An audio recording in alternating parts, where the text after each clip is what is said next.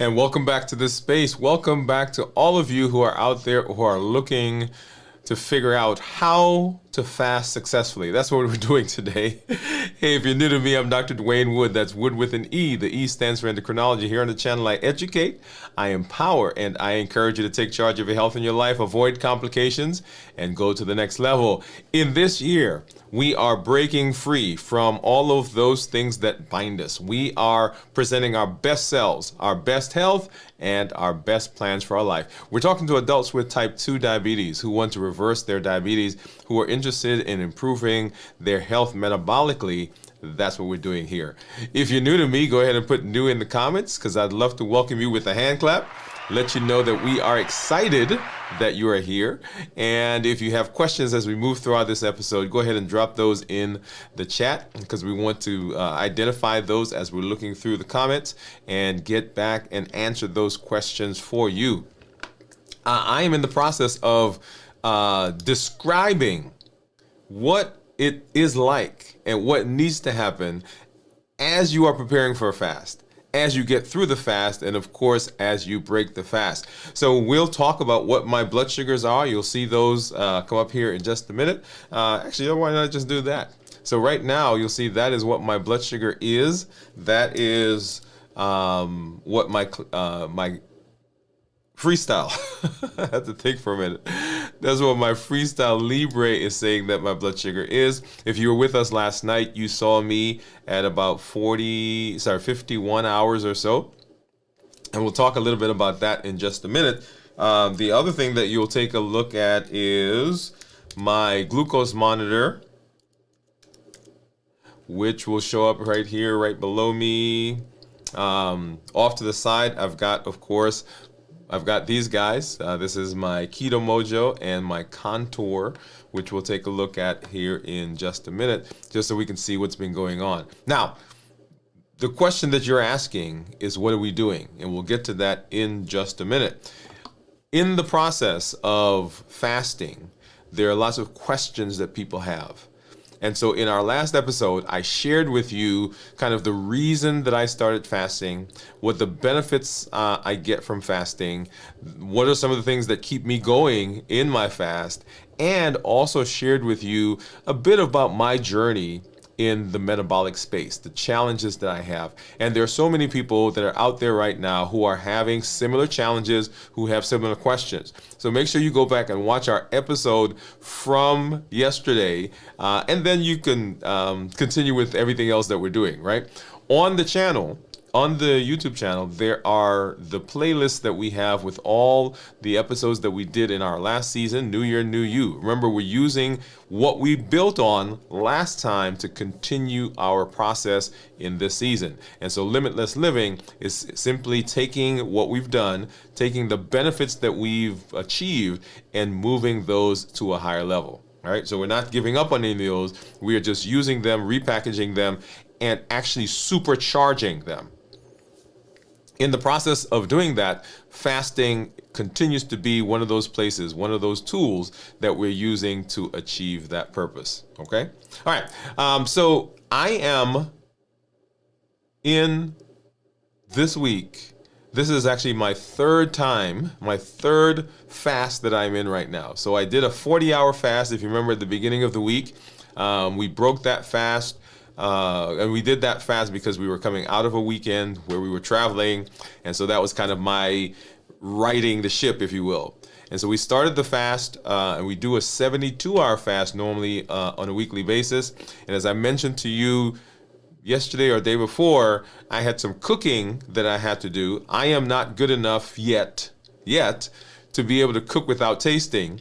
And so as I was cooking, I tasted the food, and so broke that fast at 57-ish hours.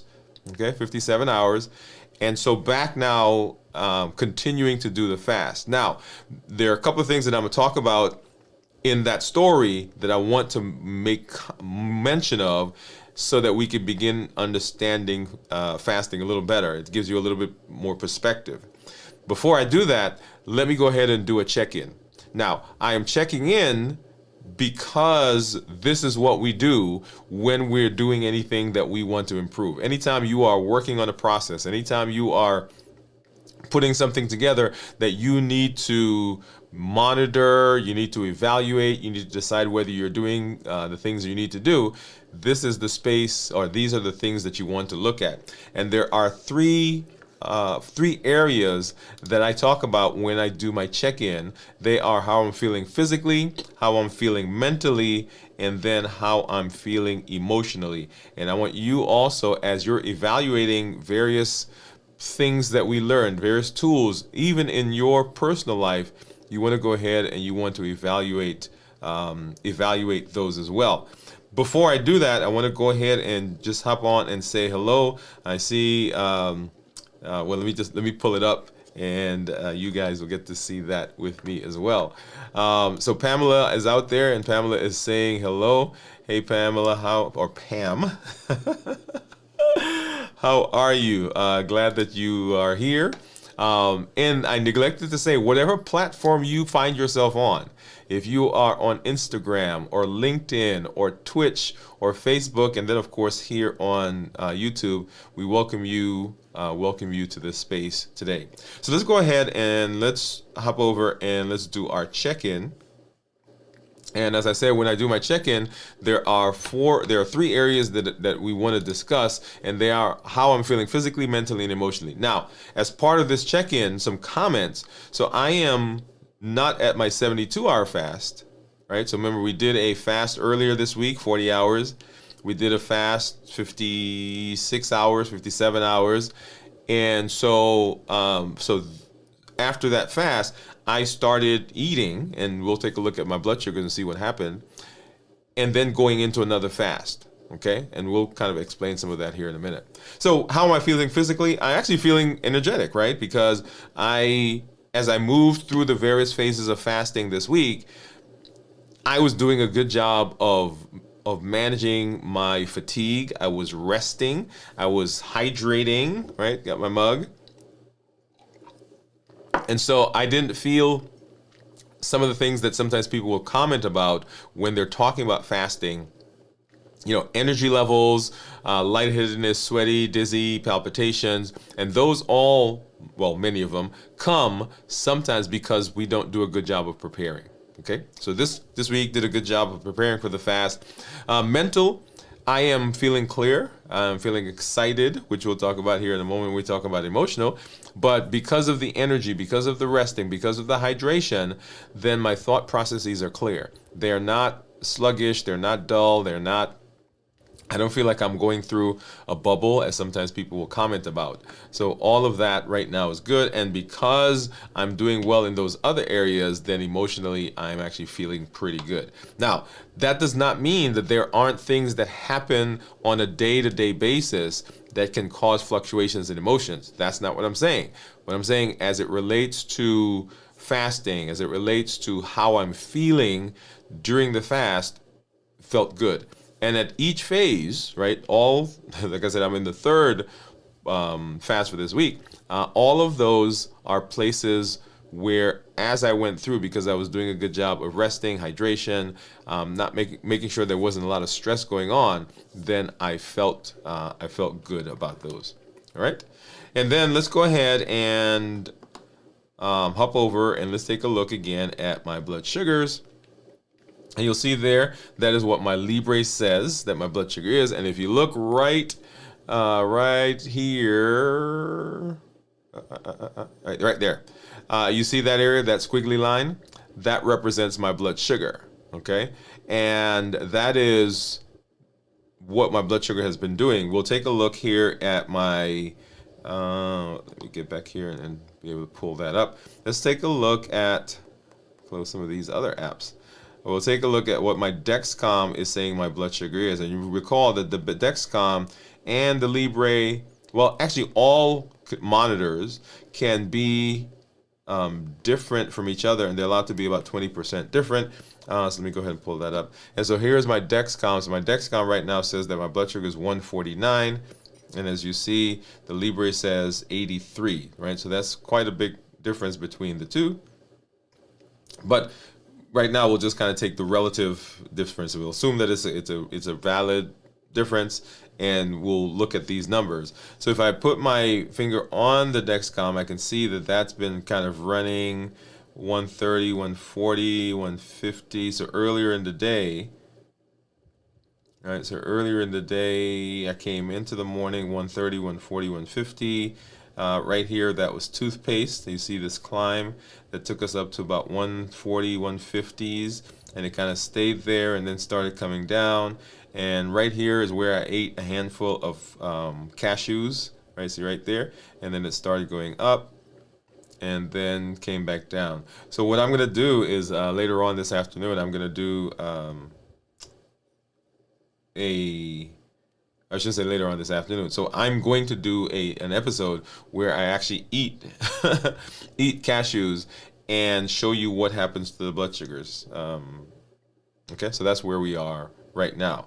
I also have off to the side, I've got my Keto Mojo and my Contour meters. Remember, the Keto Mojo gives me glucose, and then of course the Contour gives me glucose as well. But the Keto Mojo also gives me ketones. So let's go ahead and let's take a look at those. Got my Lancets that we're going to take out, and these are the strips, not Lancets, but my strips, test strips. Get those in there. And for this guy, I'm going to open both of these. So here is the strip for my blood sugar for the Keto Mojo. Let's see where they go. There it is. Let's go ahead and get that in here. And then open up the ketone strip as well. And I'll just keep this off to the side. And I do that because I don't want to have to stick myself twice. Go into my little container and grab a Lancet. And these are, let's see, what brand are these? These are Unistick 3. Okay. And the way this works is most Lancets have something up top that you've got to kind of twist off. So let's go ahead. We're going to twist that off. All right, and then once that breaks in there, just pull that out. And this is spring loaded, so when I hit that lever right there, the Lancet that's inside has a little needle and it'll come out. It'll give me a finger poke, and then we should see a flow of blood. So let's go ahead and do that. Okay, hopefully that gave me a good. Well, maybe not. Okay, so let's do that again. And this is the reason sometimes I like the other ones that I was using before, because I can determine for myself how deep I go. For this one, I've got to press really hard, and if I'm not careful, okay, let's see if that worked. Okay, there we go. So that was a pretty brisk blood flow. Boom, boom, boom. Get that one in. Get that one going. And what do you think my ketones are going to be? Okay, so I fasted for 57 hours. So blood sugar, according to the Keto Mojo, 145. According to the Contour, 131. Let's go ahead and get this strip out. And let's get the strip for the ketones in. Make sure we still have a good drop of blood, because if that dries, then I have to stick myself again. And I think that's going to work, hopefully. There we go. I think that, yeah, there we go. So it gets that started. So what do you think my ketones are going to be? Because I have not been fasting. I've been eating for probably about 6-7 hours. All right, so drop that in the comments. All right. And so we'll take a look at that. We'll come back and we'll kind of walk through that. But you've kind of found the channel. Somebody invited you. You stumbled on it. You Googled something and this showed up. And the question that you're asking is, what in the world are we doing? What are we talking about? What is this fasting, and why are we fasting? And that is what we will kind of walk through and let you know what's happening, where we are.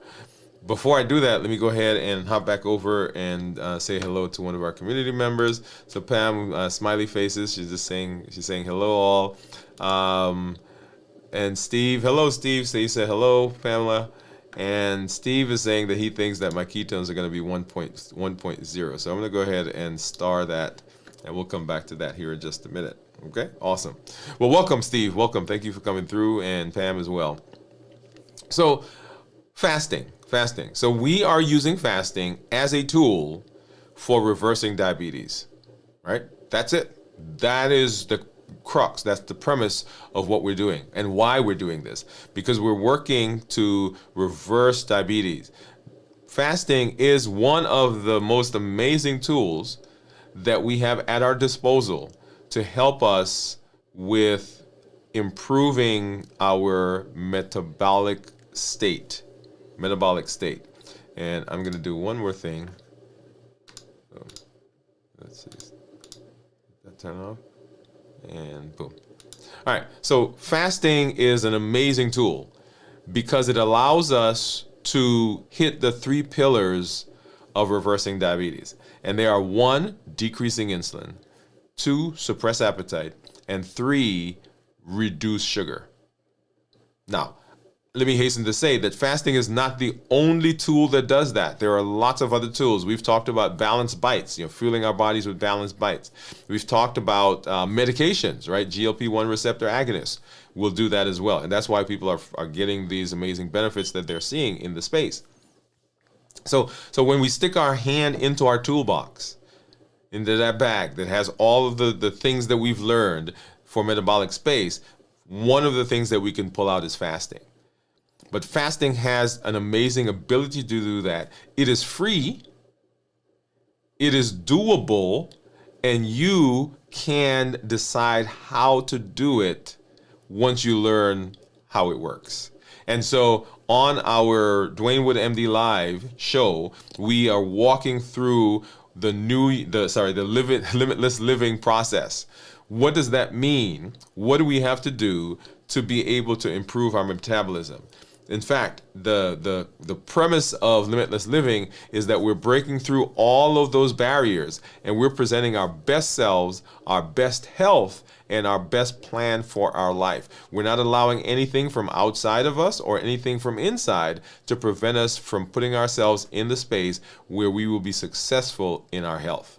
That's what limitless living says. So all of the things that we have to confront, all the things that we have to learn, limitless living says that we've got to do it. So if you don't know how to cook, then you've got to learn how to cook, or you've got to figure out how to get food that is balanced, that is nutrient rich. Nutrient dense is the phrase that we use.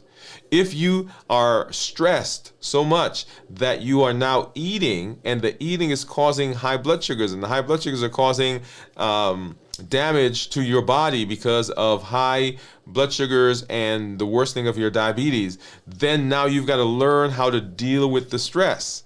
If you're having interpersonal relationship problems and that is pushing those buttons and causing a trigger so that you go sit and eating ice cream all day, then guess what you've got to do? You've got to figure out, how do I deal with that relationship?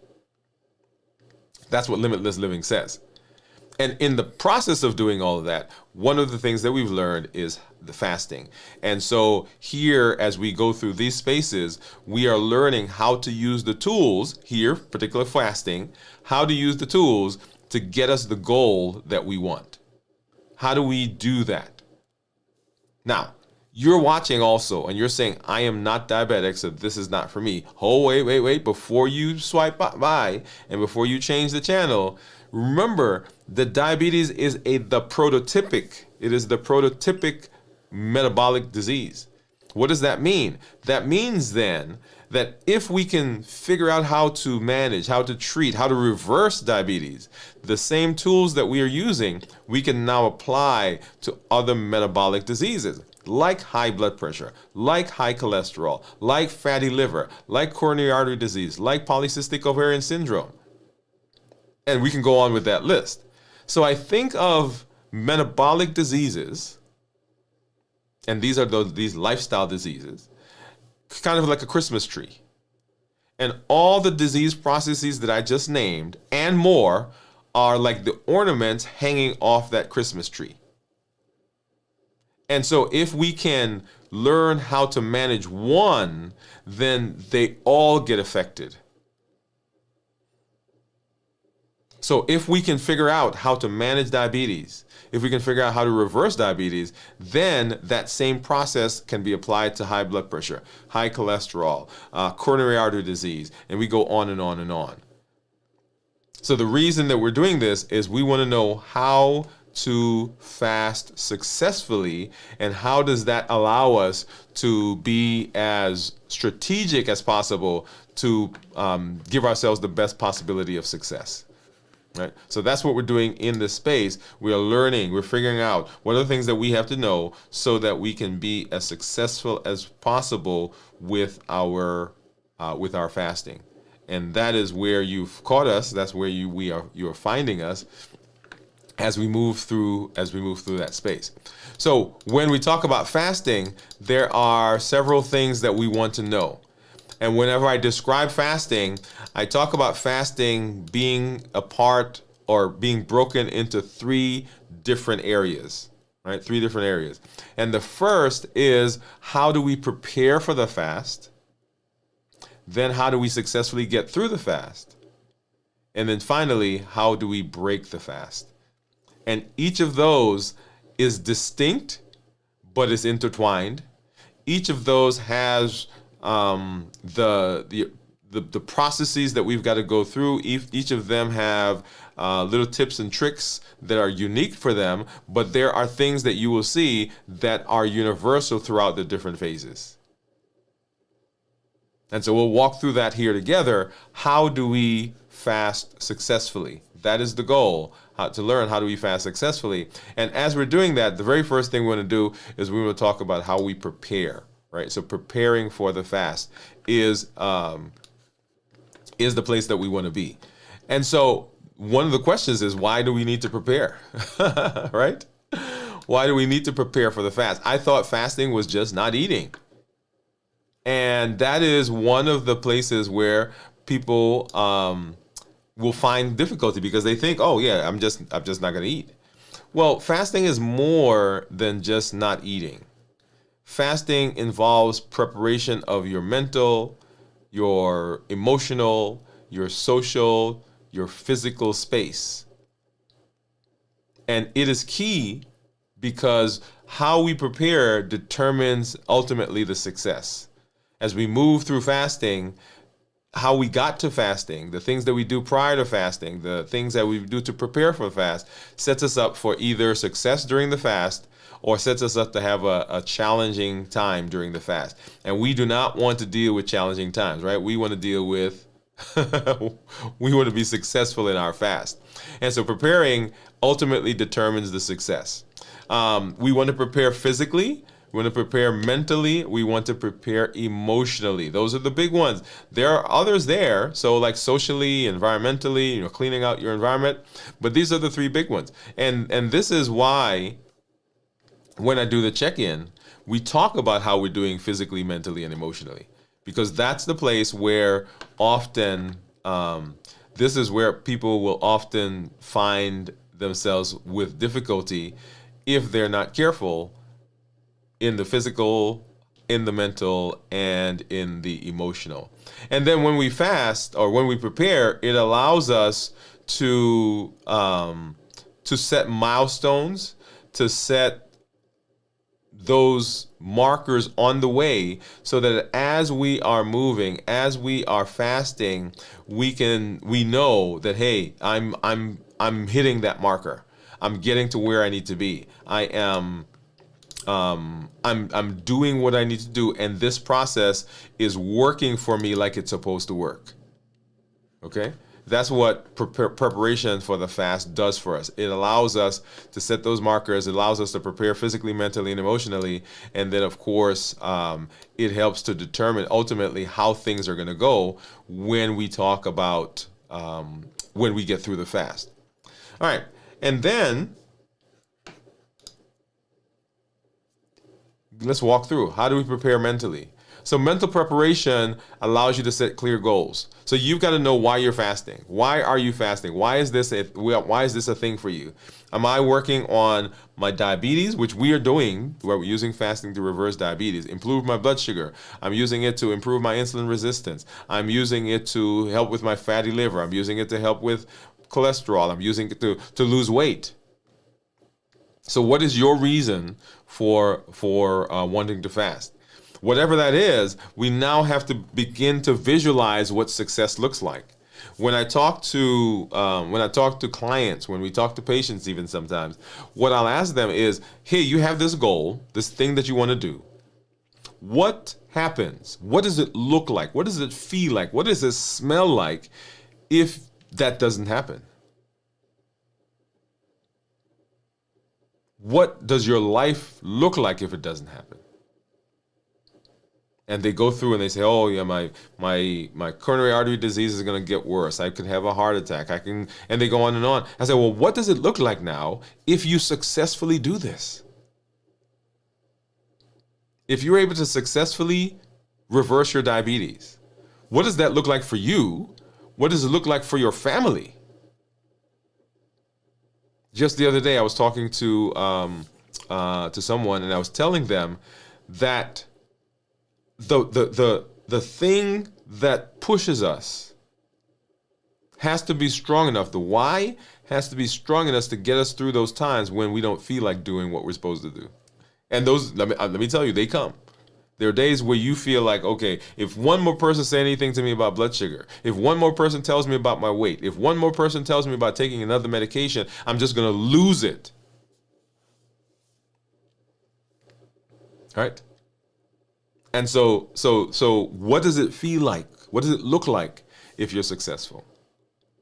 And then we want to educate ourselves on the fasting method that we're going to use. What fasting method is right for me? Am I going to do a 16-8? Am I going to do one meal a day? Am I going to do a 52 fast, extended fast? I'm going to do alternate day fasting, time restricted eating. What is it going to do? What am I going to do? Which one am I going to use? And so you'll have to kind of learn. On our channel, we've done several shows where we talked about fasting. We did a show where we talked about the different types of fast, the different protocols. We did a show where we talked about how or what disease processes certain fasting methods have been shown to improve. So those are out there on the channel. Make sure you get out there and watch those. And then as you're fasting, preparing mentally, you want to begin having some affirmations around you. Affirmations are those phrases that we can use that help push us through those times when we're having challenges and having difficulties. So affirmations allow us to do that. Okay. And so I have lots of things that I do. One of the things, and you guys will see right back here, this is not an affirmation, but it is something that it wasn't designed as an affirmation, but it's something that I use as an affirmation.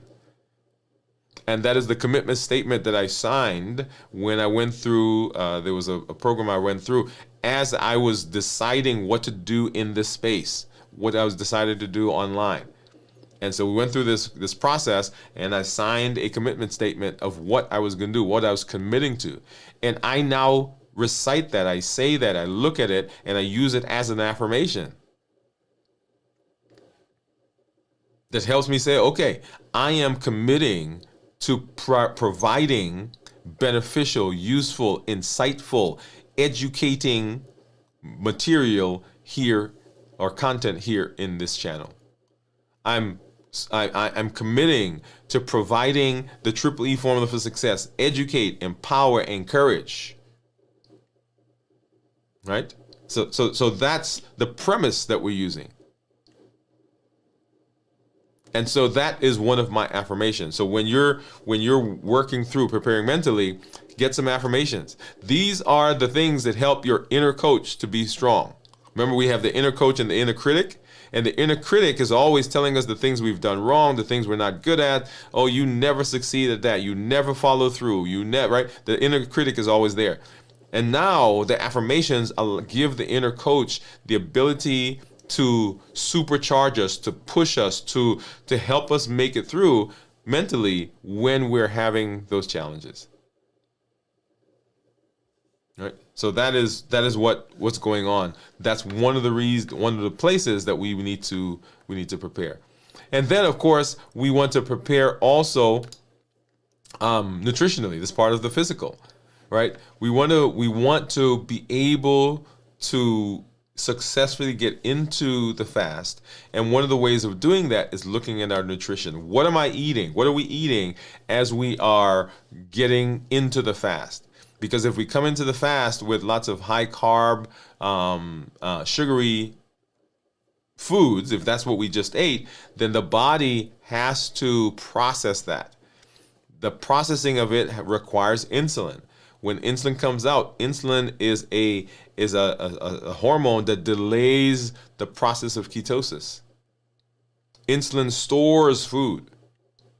Insulin makes our cravings go up. So coming into the fast, having just eaten a lot of high sugary processed foods will cause challenges for us, because now it sets us up for cravings. We feel like we've got to eat. We can even, if you're like me, you're like, oh man, I haven't had sugar for like 12 hours or whatever it is. You want to also increase your protein, increase your fats. On the show last night, someone asked me about what was my go-to for breaking the fast, and what is my but they didn't ask this question. What's my go-to for getting into the fast? So getting into the fast, I tend to eat chicken, I tend to eat a lot of cheese, and I tend to eat a salad. That's my That's getting into the fast. So I'm not gonna go eat a whole lot of sugary, carby things, right? So pasta, for example, or rice, or bread, or potatoes. Those are not in. Well, they're not in my diet generally. I mean, I do have them, but they're generally not big things that I eat anymore. Let me add that there. But they're definitely not in my meal as I'm getting into a fast. Now, when I go away, like I did last week, I'm trying to think. What did I have? I didn't. Did I have any? Did I have any? Did I have any chicken or anything like that? I didn't have any. I didn't have a lot of carbs during the time that we were away. And I'm gonna come over here and see if I can grab. Now, what I did have. Okay, yes. So what I did have was I had some Brussels sprouts, and when they did the Brussels sprouts, right? So they were kind of charred and they were broiled. And when something is charred and broiled, how do you make it? How do you get rid of that bitter kind of taste? Well, yeah, you put sugar in it, or you put some syrup in it. And I didn't realize it had it. It sure tasted good, I'll tell you that. So here is, all right. So you guys should see that. So there is the steak that I had. And these are the Brussels sprouts that I had. And here is the salad that I had. So, of course, minus the croutons. Okay? So even as I was away, and when I got back, got on the scale, and my weight had gone down a pound. Okay? But one of the reasons I said that I was I had done a fast coming out of that, was because I had been off of my game. I've been off of my routine. And so I wanted to get back on the routine. Okay. So having said that, so coming into the fast, we want to make sure that we are reducing the carby, sugary foods. We want to make sure that we are increasing fats and proteins. We want to determine specific meals that we will use before the fast. Okay, like I have my go-to, a salad. I've got some chicken, and I've got some cheese. So I don't have to think anymore, because if I'm getting ready to go into the fast and I've got to process that now and think about it, then I may eat something just because it's there, right? Because I'm trying to, it's time for me to fast an hour. Oh, I got to go cook something. Well, no, because what we tend to grab is not really the things we want to eat. And then you want to gradually reduce your eating window. Okay, so those are the big things that we want to do when it comes to fasting. So nutritionally, we want to also prepare in terms of hydration and electrolytes. So if you don't hydrate well, during the fast, you will have symptoms like lightheadedness, sweatiness, dizziness. People will feel palpitations, and they think that the fasting is what's causing it. It's not the fasting, is that during the fast, because we didn't do a good job of hydrating, now we are actually becoming dehydrated. And when people don't eat, they tend also not to think about drinking. Okay? And then physical preparation. We want to reduce our physical activity from strenuous exercising to light exercising, like walking, swimming, yoga, etc. And you want to start doing that about 1 to 2 days before you get into the fast. And you want to aim for at least 7 hours of sleep, quality sleep. Sleep is good. There's some folks in my community, on my team, that are always reminding me that I need to sleep, and that is true. Want to make sure that you're doing that. And then you want to prepare some distractions. Right? Prepare some distractions. And this goes with our environmental preparation. Right? So clear out temptations. Look for those things that will push your buttons. Make it a fasting friendly zone, and then get some distractions, right? So plan reading, walking, meditation, something that keeps the mind occupied. And I tell people, if you're going to fast, or when you fast, don't plan to fast in a day when you're just at the house. Because if you're just sitting around the house, boredom is one of those things that pushes our buttons, that will push us to break our fast. So if you're sitting at the house, nothing to do, and you're watching TV, and the kitchen is right there, you're not distracted, you're going to be tempted, and those cravings are going to be there for you to go and eat something. Okay, so make sure you're preparing your environment. And then a very important one is to prepare emotionally and prepare socially. What does that mean? It means let the people around you know what you're doing, so that they don't plan things that interfere with the fasting, so that you don't have to feel like you're being ostracized or you're being separate. We are built for community. So if our brain has to make a decision between allowing you to keep fasting, and that takes you out of community, or say, you know what, we're going to go ahead and we're just going to fast, that takes you away, or it will break the fast. And either way, if you have not decided that that's what you're going to do, then you're going to feel guilty. That sets up that cycle, right? That emotional eating cycle. And so we eat and we feel bad about it, and then we eat more to help us feel better from eating in the first place. Okay? So we want to prepare emotionally. So some takeaways for preparing. Number one, remember, preparation is key. It sets you up for success in the fast. You want to prepare mentally. You want to make sure you're getting good rest. You want to eat nutrient-dense meals. And the one that I didn't mention is getting into community. Community. This is the group that's going to push you, pull you, carry you, allow you, give you motivation. They're going to help your inner coach become stronger. Community is huge. We had our community meetup last night for this month, and it was amazing conversation among all those community members that are there. Okay.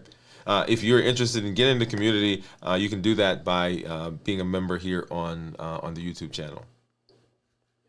Okay, so remember so that is how we prepare for the fast. I also mentioned that we want to make sure that we get through the fast successfully. Now, getting through the fast successfully, what I want to do is I normally talk about what goes on in your body, and I break that typically into segments of 24 hours. So 0 to 24 hours, 24 to 48 hours, and of course 48 to 72 hours. And we've been doing 72 hours here in this place. Here's a place for me to pause. Right? And I told you that I actually this is my third fast that I'm on right now for the week. Your fasting schedule is your fasting schedule. Alternate day fasting says you eat one day, fast the next. Eat one day, fast the next. Eat one day, fast the next. Time restricted eating which is a fasting method, says that I am going to only eat during the period when I'm supposed to be eating, and I'm not going to eat during the period when I'm supposed to be sleeping. So what time restricted eating says, I'm going to order my fasting and eating windows to correspond with my circadian rhythm. Because there are some certain things that happen in the body when we're supposed to be sleeping, and if we're eating during that time, then those processes don't happen. One meal a day, another method. And so as I've been doing the 72-hour fast, right? I think there was one week we did a 96-hour, we did a 106-hour fast. So I am adjusting the fasting to be the tool for my life. And so as I mentioned, I had to do some cooking. And I taste when I cook, because I'm not good enough yet to just put the stuff in and have people eat it. Maybe I'll get good enough one day to be able to do that. Okay? And so because I was cooking, I was at 59 hours, I think is what it was, 57 hours. And so I interrupted the fast. I cooked, I tasted, and then went back. Then started again. And so the blood sugars that you were seeing were me coming out of the fast because I was cooking, eating, right? And then saying, okay, now let's get back in. And so you can do that. But you've got to listen to yourself. You got to know what's going on in your body, and you've got to decide, right? The big thing here, and I guess I'm going to spend some time talking about this. There are hormonal changes that are happening in your body. There are things that are going on in terms of breaking down the food and all of that biochemistry that's happening. The biochemistry is going to happen like it happens when it should happen. That's not usually where we find the problem. Where we find the problem is here. Because we have cravings. We have those routines that we're used to, so we are anticipating, okay, at 12 o'clock we're going to eat. Or my team is going to go to lunch, and I see them, and I'm pushed to eat. The biochemistry happens like it's supposed to happen, but it is our ability to successfully make it through the fast because of how we think about fasting that sometimes is the issue. And so one of the most important things to determine is the difference between, or understand the difference between psychological hunger and physical hunger. And so physical hunger is that hunger where the body says, I need energy. I need energy to run your heart and your lungs and your muscles and your brain. I need you to find energy. I need you to go eat. That's physical hunger. Also physiologic hunger. Psychological hunger says, man, that thing that I want to eat, I remember what it tastes like. I remember the thing that it does for me, the calm that it brings. I remember when mama made it. It was the thing that I ate that one time when I was feeling bad and made me feel so good. That doesn't have anything to do with what the body needs. It has everything to do with what we think we need to buffer, to get us through whatever is happening in that space. Okay? All right. So when we talk about the first 24 hours of fasting, we're going to break this down into 6 hour chunks. And so the first 6 hours really is the postprandial phase. This is where the body's actually breaking the food down. The blood sugars are high, insulin levels are high, the body is breaking the food, taking the nutrients out of it, and is beginning to store some of it, is using some of it for building muscles and bone and enzymes. It's taking some of it and it's running your heart and your liver and your lung, right? So this is the energy just came and the body's chopping it up and using it for what it needs. This is called the postprandial phase. The 6 to 12 hour period is what's called early fasting stage or state. This is where insulin levels are starting to go down. Glucagon is starting to come up because the blood sugar levels are starting to drop. Gluconeogenesis, right? That's the breaking down of glycogen because the body took some, sent it to your liver, and it's storing it there. And now it's saying, hey, my blood sugars are going down. I need you to kind of mobilize some of that for me so I can use it. And your energy levels may begin to fluctuate during this period. Sometimes people will feel this if they're not well rested. They'll feel this as a waning in energy. And it's just that the body is not out of energy, but the blood sugars are going down because it's using it up. And it's now having to go to the liver to get energy from there in the form of or breaking down the glycogen. And then the next 6 hours from 12 to 18 hours is called, this is when we're transitioning to fat, transitioning to using fat. So glucose levels continue to go down, insulin levels continue to go down. The body now is sensing that, hey, I'm gonna have to start thinking soon about switching to another fuel source, and fatty acids are starting to be released from the fat stores. The liver starts gluconeogenesis, that is making sugar, making glucose from non-glucose sources. Yeah. And then, of course, the energy levels may dip during this time. People can feel irritable. They may feel hungry during this time. They may feel energy dropping. And this is because the body, once again, is transitioning to or beginning to start that transition to fat. The next 12 hours, right, 18 to 24 hours or 6 hours, we're talking about where ketosis begins. And remember, when the body is not able to burn sugar, it starts to burn fat. When it burns fat, it produces ketones. So ketones really are a byproduct of burning fat. And one of the ketones that we like is that beta hydroxybutyrate, because the brain likes it, the muscles like it. Yeah, some goodness there. So that's the ketosis. Ketosis is beginning during this period. And we want to understand these things that are going on so that we can begin picking the right type of fasting for what we want, and we understand what is going on, right, in the various phases. And then the next phase is what's called fat adaptation, and this is where this is the 24 to 30 hour period. This is where the body has had significant drops in glucose, and now ketones are becoming prevalent. They're becoming plentiful. Fat oxidation is increasing, and we're now in earnest pulling energy out of the fat cells and pushing it so that the body can now use the ketones for energy. Okay. And so the last phase is breaking the fast. And breaking the fast, as I said before, is just as important as getting us preparing for the fast and making it through the fast, because if we don't do a good job here, then this sets us up for reversing and or undoing a lot of the things that we did within the fast itself.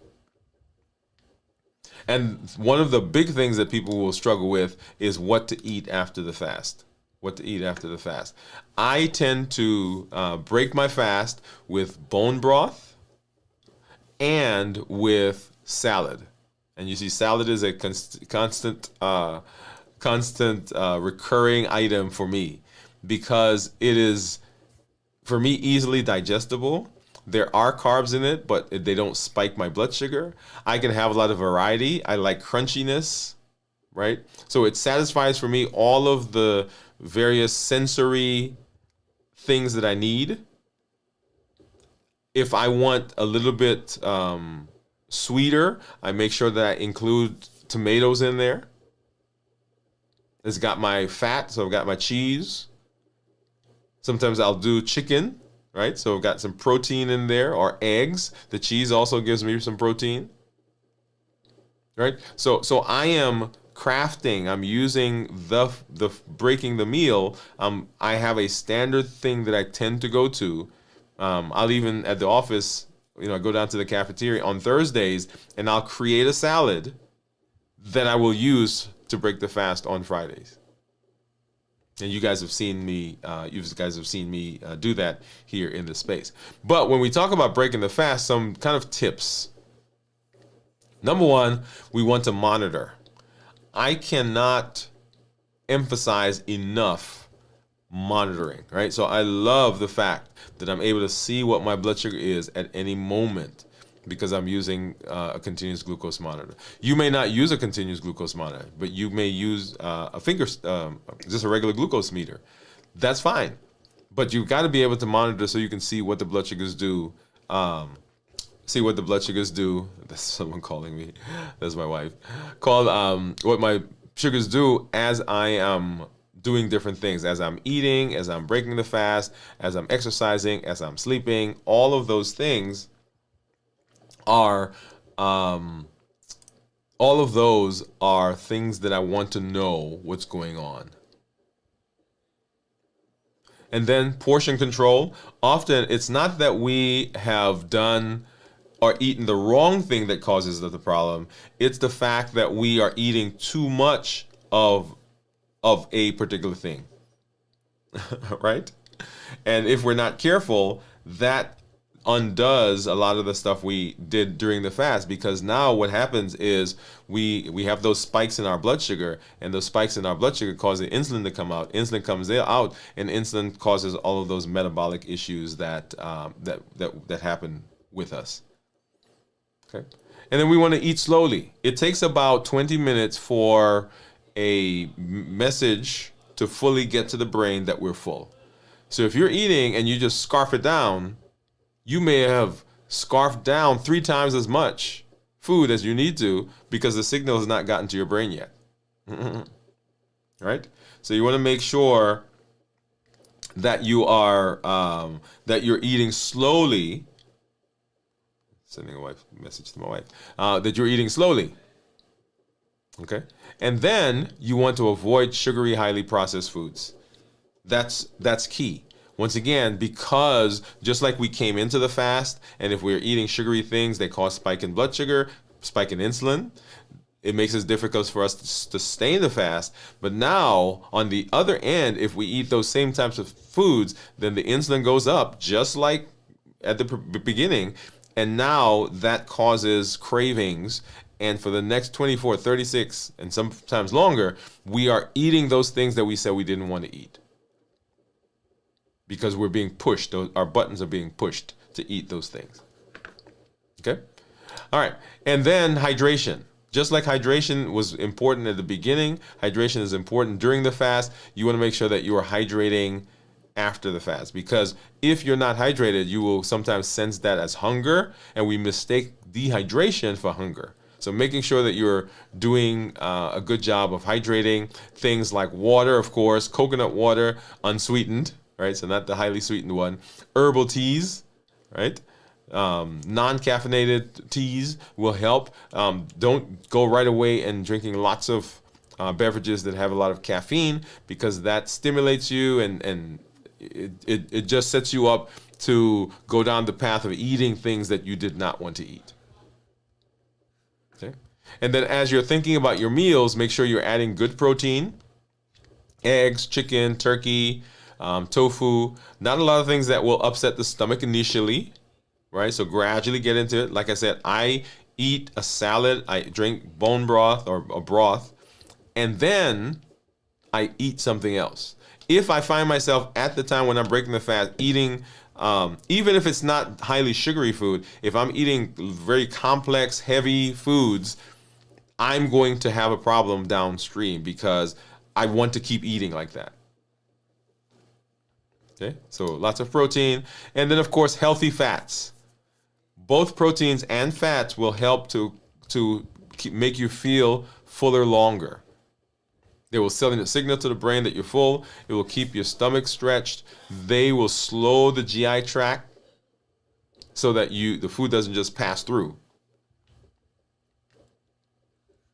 And then, of course, broths are very good because they keep you hydrated and they give you the ability to get some nutrients in without undoing some of those things that we did in the fast. Now, I try my best, and notice what I say, try my best to prolong the ketosis part of the fasting as long as possible afterwards. And when I say long, I'm not talking about days and days. We have community members that are in ketosis and they try to maintain ketosis on a consistent basis. I don't do that. When I'm eating, I eat balanced meals, but they are not ketogenic meals. But when I break my fast, I will try to eat things that won't cause big spikes in blood sugar, because I know once the blood sugar spikes, then we're off to the races, because my cravings come. And when those cravings come, they cause me some issues. Okay? And then, so that's the broth. And then we want to share with you some considerations. So when you're breaking a fast, you want to choose foods that help maintain stable blood sugars. So we don't want a whole lot of ups and downs. And at the same time, provide nutritional value and that are gentle on the digestive system. Nutrition, stable blood sugars, and gentle. Those are the three criteria when we're breaking the fast. And you want to focus on low glycemic index foods. You want to make sure you have good lean protein in there, healthy fats, and you want to make sure that you are continuing to remain hydrated. So how do we fast successfully? That's it. We've got to prepare for the fast. We've got to make sure that we are not getting a lot of stressful times during the fast. We're not just coming out of a fast, of a stressful time. We're not going into a stressful time, right? So we're preparing for the fast. We want to get through the fast successfully, and we do that by understanding what's going on in our bodies and understanding that it's not just that I'm not eating. There are lots of factors that go there. And we want to make sure that we're breaking the fast in a way that gives us the best chances of being successful, that we are not undoing the things that we did within the fast. So that is how we fast successfully. All right. And so we want to make sure that we are continuing in this journey, this limitless living journey, and that we're setting ourselves up for the best possibility of success. Remember that we are building everything that we do on the Triple E formula for success, and that we educate, we empower, and we encourage. Here on the channel, that's what I do. We educate with the shows, with the podcasts, with the blogs. We encourage, or we empower with the tools that we learn, fasting being one of those tools. And we encourage with the community that you are building, that you are part of, that you're helping to grow. Let's take a look at what my blood sugars are. Let's go ahead and I'm going to pull up my Keto Mojo app. Let's get rid of that thing. And go ahead and turn the Keto Mojo on.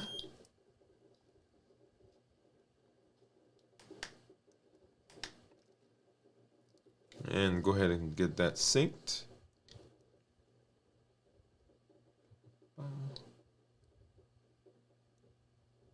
And I think Steve said he thought my ketones were going to be 1.0. So drum roll, please. Drum roll. Here we are. And, so blood sugar of 145 and ketones of 1.2. You see that? 1.2. So when we talk about ketones that are less than 0.5 considered normal, 0.5 to 1.5 considered nutritional ketosis, and then above 1.5 considered therapeutic ketosis. So when we're talking about metabolism and ketogenic weight loss and all of that, we want ketones in this space to be 0.5 or higher. Okay, so that's where we want to hang our hat. All right, so I'm always excited that I'm here, get to spend some time with you. Once again, I see Pamela and Steve that are out there, and all of you who are watching from other platforms, come along and say hello. Drop a line and say hi. We love to interact with you and let you know that we're excited that you're here. But we will be back tomorrow at 9 p.m. we will be back, but we will have our show with this videos from the vault. On Sunday morning at 6 a.m., we will be having This Week in Review, and that's at 6 a.m. Central. And then on Monday, we'll be right back here for Dwain Woode MD Live. Glad that you're here. Happy to be here with you. Have a great weekend. And we are working. We are breaking free from those boundaries, those obstacles. We're presenting our best self. We're presenting our best health and our best plans for our life. We're not allowing anything from inside or outside of us to prevent us from reaching those metabolic goals like reversing our diabetes. Hey, this is Dr. Dwain Woode. That's Wood with an E. The E stands for endocrinology. Here on the channel, I educate, I empower, and I encourage you to take charge of your health and your life and go to the next level. And then this year, we're living that limitless life. All right, have a great one, everybody.